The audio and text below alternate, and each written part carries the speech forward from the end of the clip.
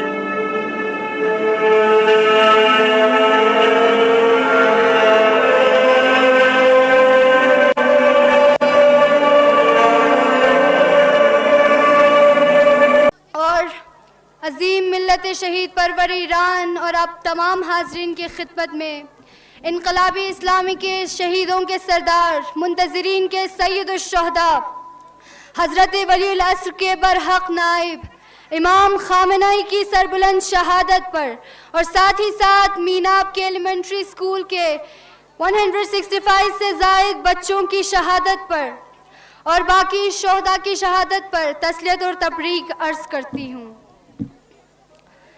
رہبر عزیز ترس جانم، ہم یقین نہیں کر پا رہے کہ اب آپ ہمارے درمیان نہیں ہیں. اب وہ مسکراہٹ ہم کبھی نہیں دیکھ پائیں گے. آپ کی شہادت کو اتنے دن ہونے کے بعد بھی آپ کا غم روز اول کی طرح ہمارے دلوں میں زندہ ہے. ذہن تیار نہیں ہے آپ کی شہادت کو باور کرنے کے لیے. جب ہم کبھی آپ کے فوٹو کے کنارے یہ سیاہ پٹی دیکھتے ہیں، یہ سیاہ لباس پہنے لوگ، رہبر شہیدم، ہم آج بھی منتظر ہیں اس لمحے کے لیے کہ جب آپ مائک ہاتھ میں لیے اس نیلے پردے کے پس منظر ٹی وی اسکرین پر آئے؟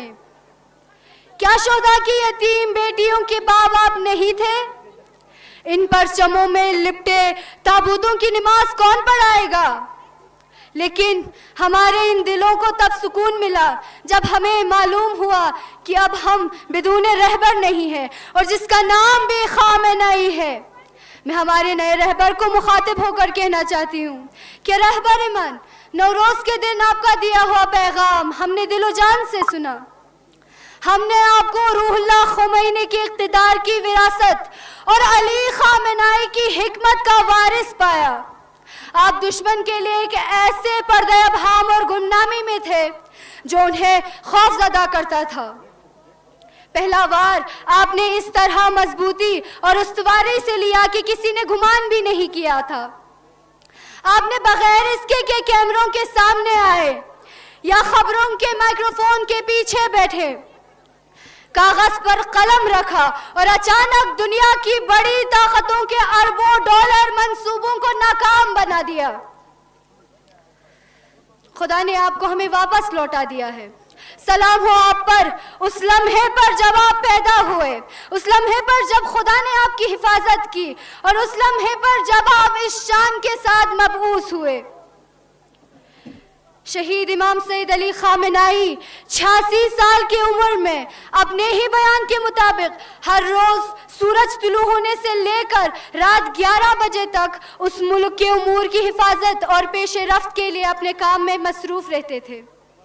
اب ان کا خون بہنے کے بعد امت کا خون جوش میں آ گیا ہے۔ گھروں میں بیٹھنا ان کی خون سے بے وفائی ہے۔ جو بھی جسمانی طور پر چلنے کی طاقت رکھتا ہے اور سڑکوں پر آنے کی استطاعت رکھتا ہے، وہ شہروں کو سیاہ لباس میں ملبوس سوگواروں سے بھر دے۔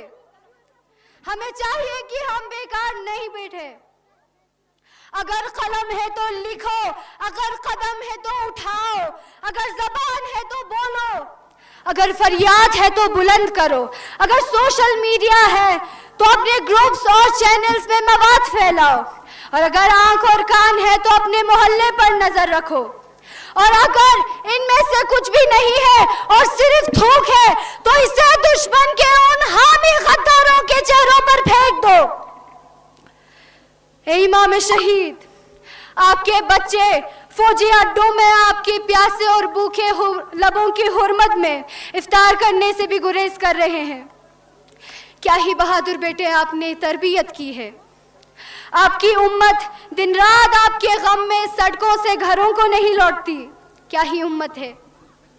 آپ بے فکر رہے آقا، آپ کچھ آرام کرے۔ ہم یہاں آپ کے پہاڑ جیسے وارث ہیں، بالکل آپ ہی کی طرح، اور آپ ہی کی طرح میناب کے معصوم سے ایلیمنٹری اسکول پر صہیونی جاریت کا وہ خونی منظر جس نے نہ صرف عمارتوں کو ملبے کے ڈھیر میں بدل دیا بلکہ ان ننھے خوابوں کو بھی کچل دیا جو ابھی ٹھیک سے آنکھیں بھی نہیں کھول پائے تھے۔ حاضرین محترم، ایک اسکول کیا ہوتا ہے؟ اسکول وہ مقدس جگہ ہے جہاں قلم کی روشنی سے جہالت کے اندھیرے دور کیے جاتے ہیں، جہاں بچے زندگی جینے کا ہنر سیکھتے ہیں۔ لیکن جب علم کے ان مراکز پر بارود کی بارش کی جائے تو یہ صرف ایک ملک پر حملہ نہیں ہوتا بلکہ یہ پوری انسانیت، تہذیب اور مستقبل پر حملہ ہے۔ صہیونی حکومت کے ان صفاقانہ اقدامات نے ایک بار پھر ثابت کر دیا ہے کہ انہیں نہ بین الاقوامی قوانین کی پرواہ ہے اور نہ ہی انسانی اقدار کی۔ میناب کے اسکول کے وہ معصوم بچے جن کے ہاتھوں میں کتابیں ہونی چاہیے تھی، آج ان کے بستے خون سے رنگین ہے۔ ان کی ہنسی، ان کی شرارتیں، ان کے مستقبل کو بے رحمی سے چھین لیا گیا ہے۔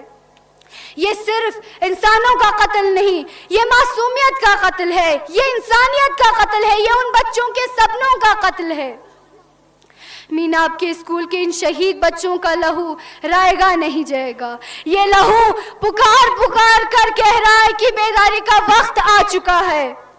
ہمیں قلم اور آواز کے ذریعے اس ناانصافی کے خلاف کھڑا ہونا ہوگا۔ ہمیں دنیا کو یہ بتانا ہوگا کہ علم کی شمع کو بمباری سے بجھایا نہیں جا سکتا۔